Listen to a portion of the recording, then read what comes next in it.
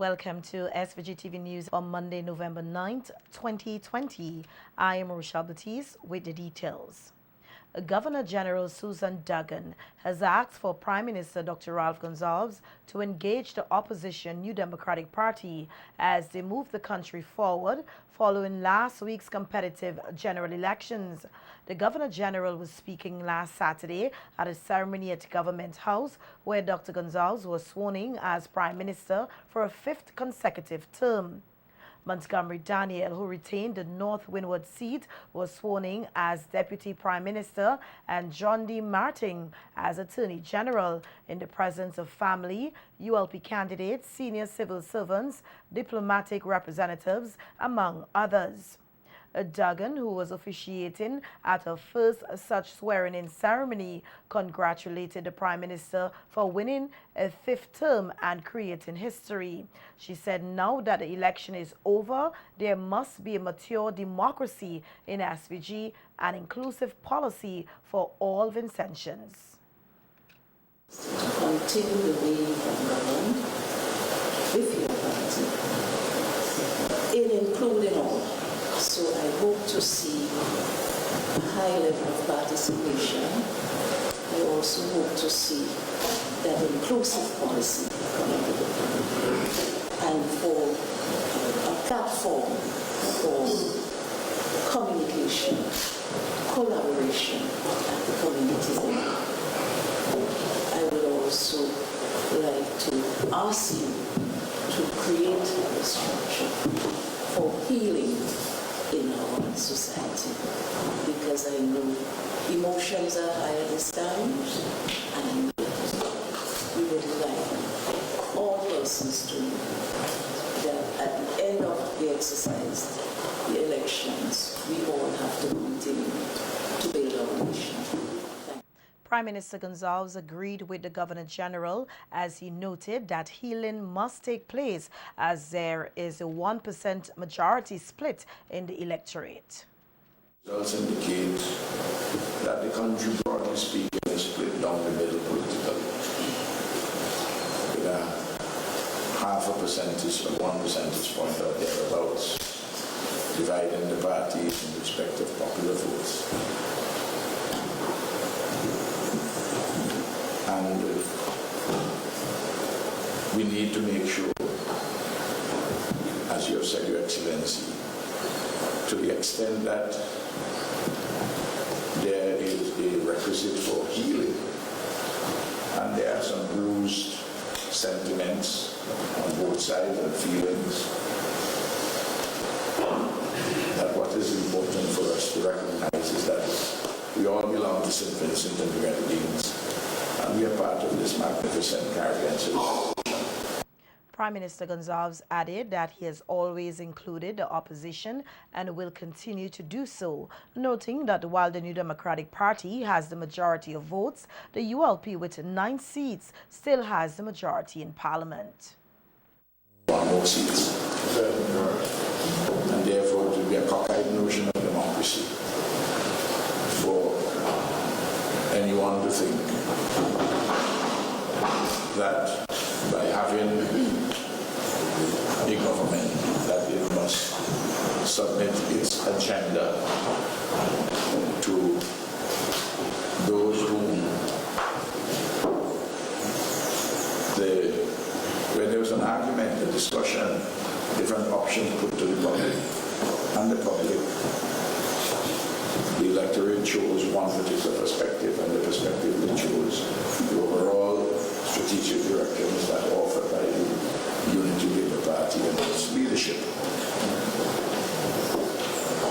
Having said that, there are many commonalities, and we have to work on those. The Cabinet will be sworn in at a ceremony to begin at 4:30 p.m. tomorrow, Tuesday, November 10th at Heritage Square. and thousands turned out to Andersville last Friday, November 6, 2020, to celebrate the ULP's victory at the polls.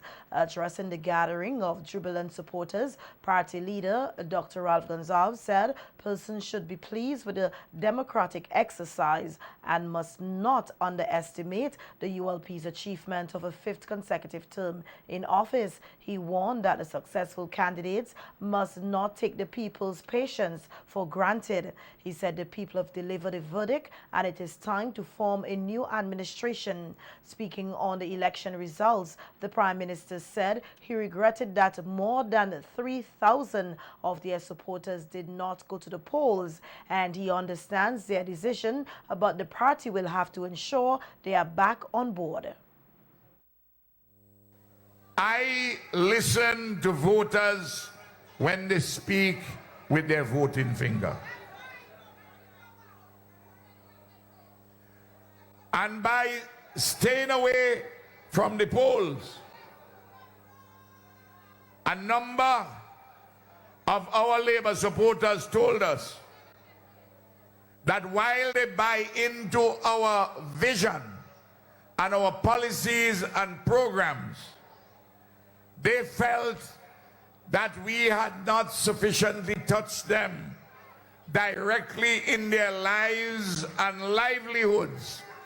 And therefore, I listened to that. And in the next 5 years, I shall make every effort to accelerate those policies which directly touch the lives and livelihoods in a very personal way of every Vincentian.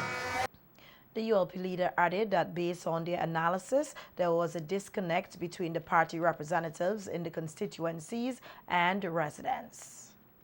It is evident also in some of the constituencies where there has been a significant fall off of support for us, that there has been a broken link between the parliamentary representatives and sections of our supporters and people. And that broken link must be repaired.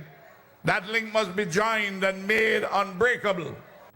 He noted that while it is difficult to have ministers meet with residents at least once a week, they must ensure they listen to the people and their concerns. I will require that every single parliamentary representative from the ULP and those whom we select as caretakers as time goes on, that out of every week there will be one day from around 11 o'clock or thereabout that they will be required to go in their constituencies and stay until 6, 7 o'clock on the evenings to listen attentively to what all the people are saying and to make corrective measures. I want to give you that solemn undertaking. The Prime Minister said that there will be some changes in the party, including at the leadership level. He said that until an election for a new leader takes place, he will continue to be the leader of the ULP. And at the ULP celebration rally Friday night, the 8 elected candidates spoke to supporters as they thanked them for their support. Who went to the polls to decide to return us to the helm of government as St. Vincent and the Grenadines. That the road before us is not easy. But with the 5-star general at the helm of our cabinet, I want to tell you that you can look forward to a bright 5-year term. Each and every one of you for standing up in the long lines and voting for the Unity Labour Party. Even those of you who didn't vote for ULP, voting in and of itself is an important thing to do. And I express gratitude. We have continued work to do.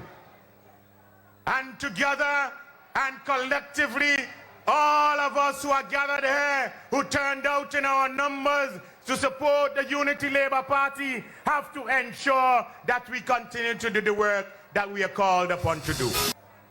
But more so, I want to thank the people of West St. George for making sure that Curtis King is in the House of Parliament. So it's celebration, it's reflection, but most important is preparation. The work has just begun in the 15 constituencies of this nation. But the work is not only up to the elected representative of those constituencies. So I am here tonight to ask you, the people, to let us join our hands and our hearts and let us work to lift this nation of St. Vincent and the Grenadines.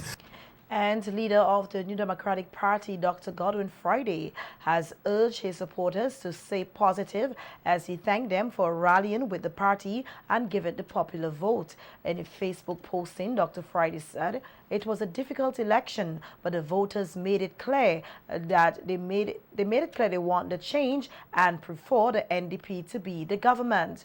Noting that he will say more in a subsequent address, the NDP leader thanked supporters for the confidence placed in him and said he is as determined as ever to bring about change and deliver hope to the people. The preliminary count showed that the New Democratic Party won 6 of the 15 constituencies at stake in last Thursday's general elections, reducing its overall number of seats by 1, but came away with the popular vote, a total of 32,804, which is 494 more than the Unity Labour Party.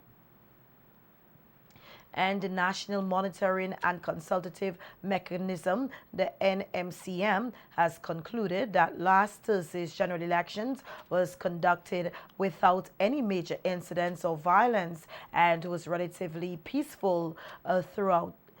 Though hotly contested, the NMCM, which was one of 2 monitoring teams on the ground on polling day, also said in a post-elections preliminary report signed by its chairman, Reverend Adolph Davis, that neither of the parties expressed any lack of confidence in the process nor in the management of the elections. The NMCM deployed observer teams to all 15 constituencies and also was engaged in the observation of the final count on Friday. It said for the most part, the political parties and the electorate approached the process of campaigning and voting with a maturity and dignity, that of which all can be proud, and has recommended that in the event that there are concerns or objections, these should be ventilated through the proper channels. The just concluded general elections is a learning lesson for the main political parties, the Unity Labour Party, which secured a 9-6 victory, and the New Democratic Party, which secured the majority of the votes but lost a seat by a 1 vote. This was part of the analysis on the elections by the panelists on SVG-TV's Viewpoint program on Sunday. Lawyer and social commentator Jomo Thomas said he was not surprised that the elections were very competitive, as he had already predicted it will be a close race. He said the results show that the ULP is no longer in total control of the eastern corridor of the country, as has been touted by the party's leader, and that most of the seats won by the ULP, which were marginal, opens the field for interesting developments in the years to come. I think the precipitous fall off in voter support for the ULP showed that the people across the country were upset with the quality of representation which the ULP offered between 2015 and 2020. So for example, Camilo won by 607. He had over 600 vote lead, and now that fell off completely. In Maricopa, the same thing. And I think part of that problem with representation is the notion, which first came into Vincent talk by Mitchell, former Prime Minister James Mitchell, who said that Vincentians only remember their last meal, and clearly has been adopted by the Gonzales and the ULP leadership.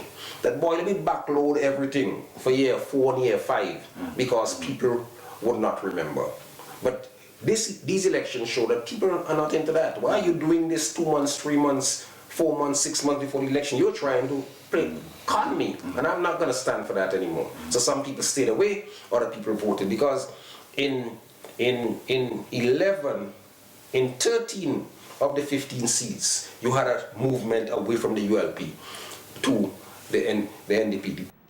In terms of likability, Thomas said, though the NDP secured a majority of votes, he does not believe the electorate sufficiently liked or appreciated what the NDP had on offer, which may have contributed to the party's defeat at the polls.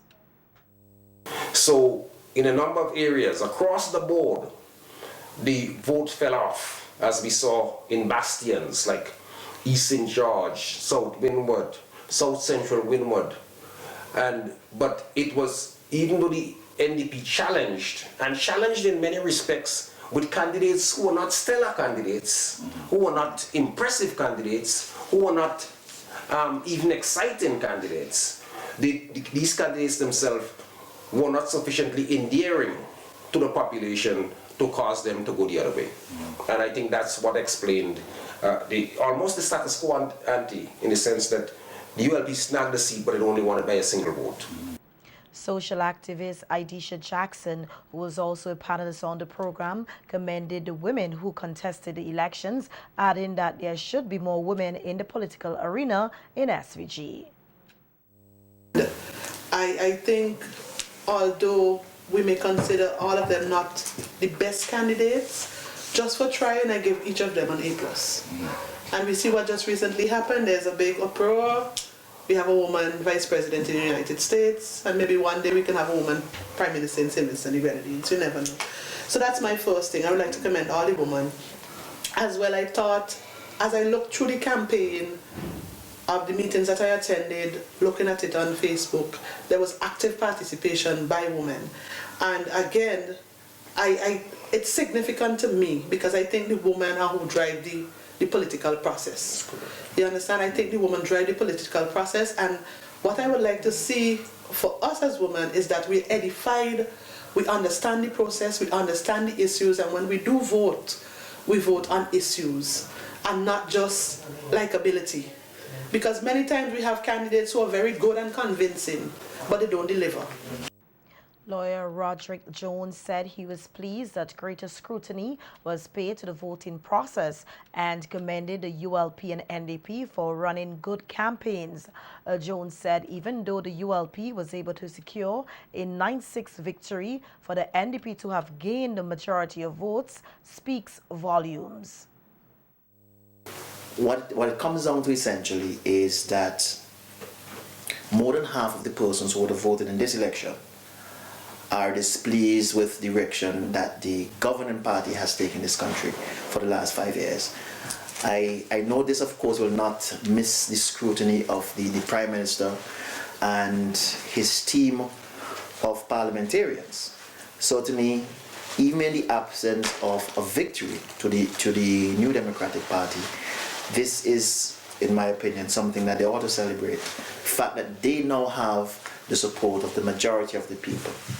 With respect to the North Leeward seat, which was captured by the ULP's Carlos James by 1 vote over the NDP's Roland Patel Matthews, Thomas said that it does not augur well for James' political future to have lost in 2015 by 12 votes and now winning only by a single vote in last week's polls. He said that is not a good turnaround.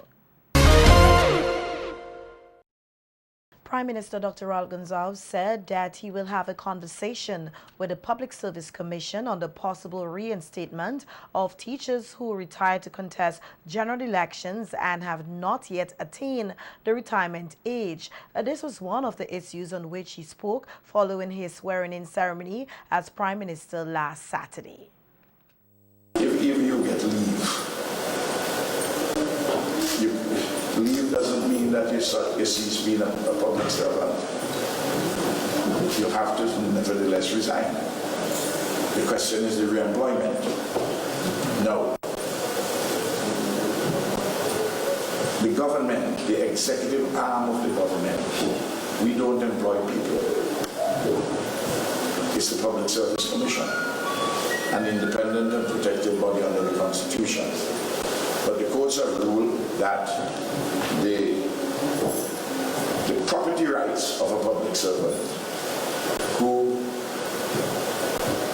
rely on the promise of a possible re-engagement, or a probable re-engagement, those property rights are there, and you have to pay people their pension, and that has been done.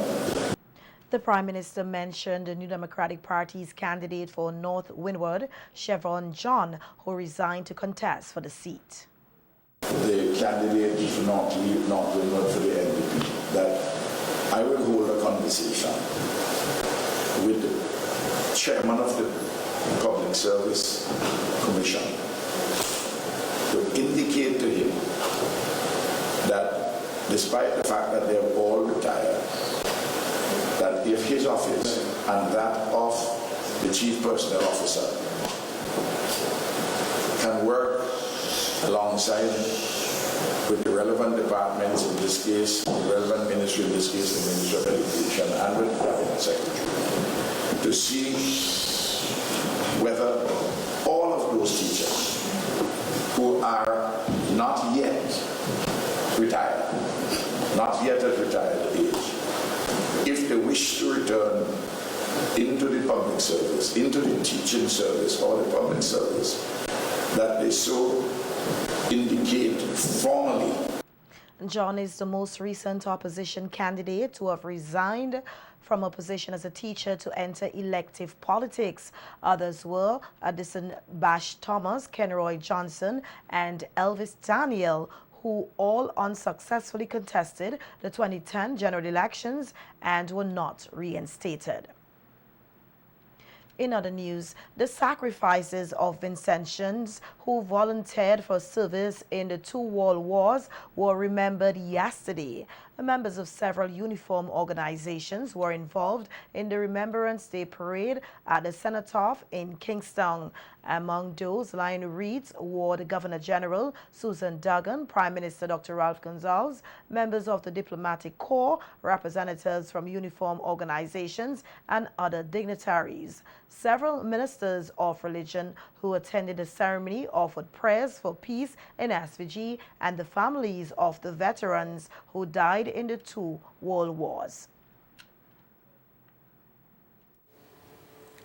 Merciful God, we pray for peace in our hearts and homes, in our nation and our world.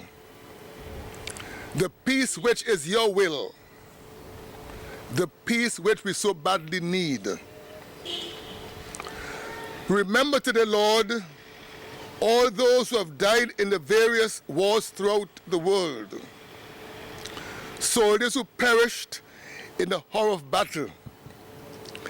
Innocent people buried beneath the rubble from bomb attacks. Give thanks for the remembrance we are privileged to make of those companions of our way whose lives were given in the time of war and whose names are forever remembered here in this place.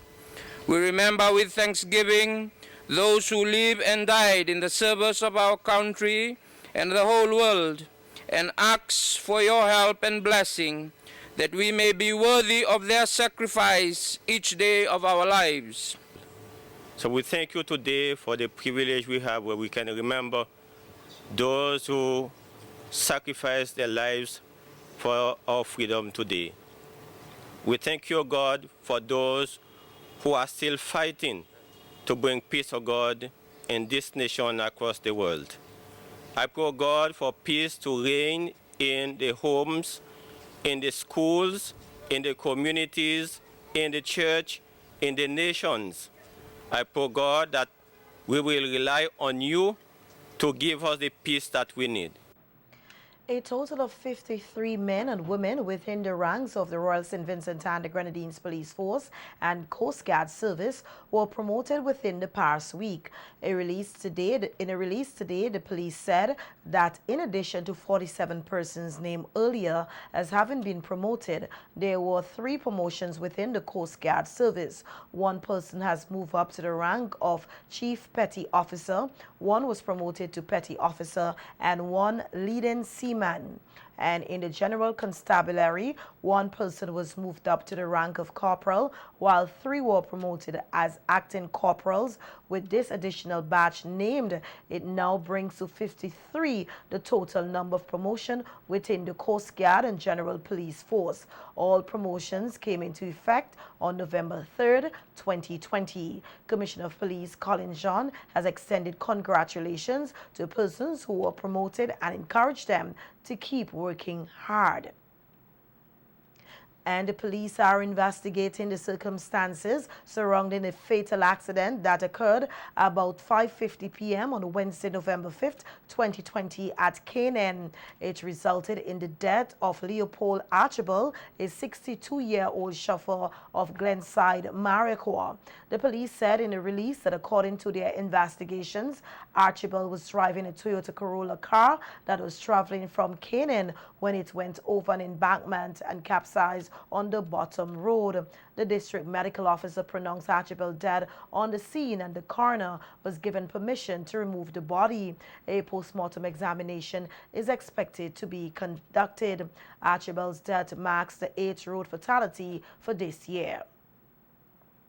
And the police are investigating the circumstances surrounding the death of Devonnie Belgraves, a 19-year-old unemployed man of Rose Place, which occurred just after 9 p.m. on Sunday, November 8th at Rose Place. A police report states that members of the Major Crime Unit were informed of a shooting incident at Rose Place, and on arrival at the scene, they met Belgraves' lifeless body with what appeared to be gunshot wounds. He was pronounced dead on the scene by the district medical officer, and the coroner gave permission to remove the body. A post-mortem examination is expected to be conducted on the body.